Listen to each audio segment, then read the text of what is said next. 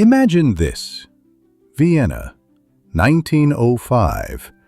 Dr. Sigmund Freud, the father of psychoanalysis, just finished a particularly draining session. And boom! From his cozy intellectual haven, he's catapulted straight onto the dusty, chaotic streets of ancient Rome. After somehow figuring out what had happened, and perhaps borrowing a toga from a confused merchant, Freud makes a bold decision. If he's stuck here, he might as well bring the light of science, modern science. He quickly opens a modest psychoanalytic practice. But instead of the familiar Viennese neuroses, Romans complain about everything from demon possessions and ill omens to the fickle whims of their myriad gods.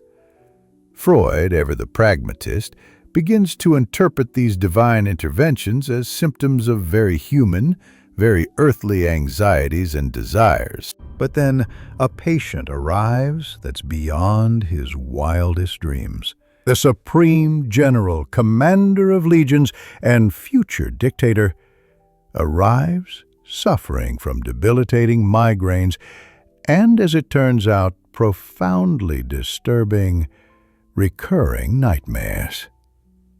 So, Caesar, tell me about your dreams.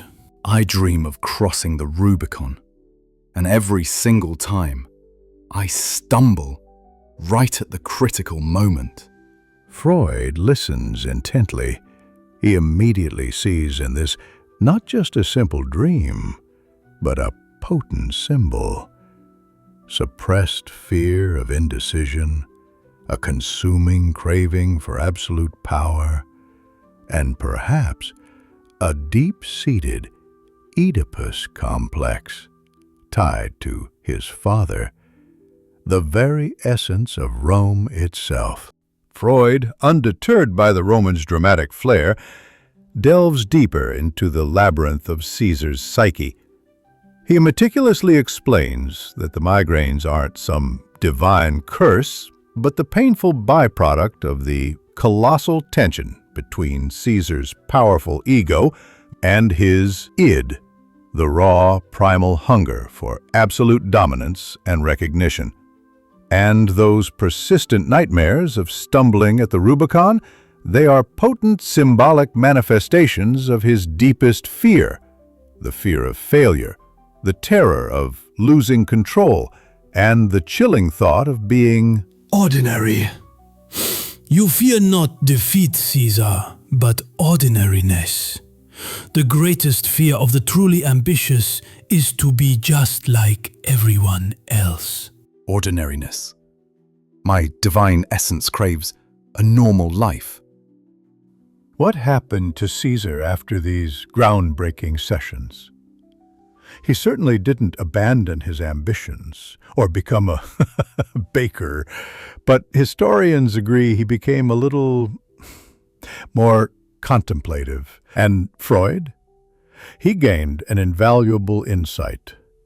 The human psyche, with all its complexities, its desires and its neuroses, is truly universal. Whether in the sophisticated drawing rooms of Vienna, the bustling forums of Rome, or even among the mythical gods of Olympus, the fundamental drives remain the same. The id, ego, and superego are timeless.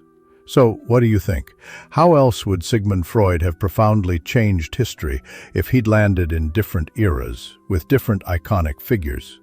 Share your wildest, most mind-bending what-if ideas in the comments below. See you next time and keep questioning.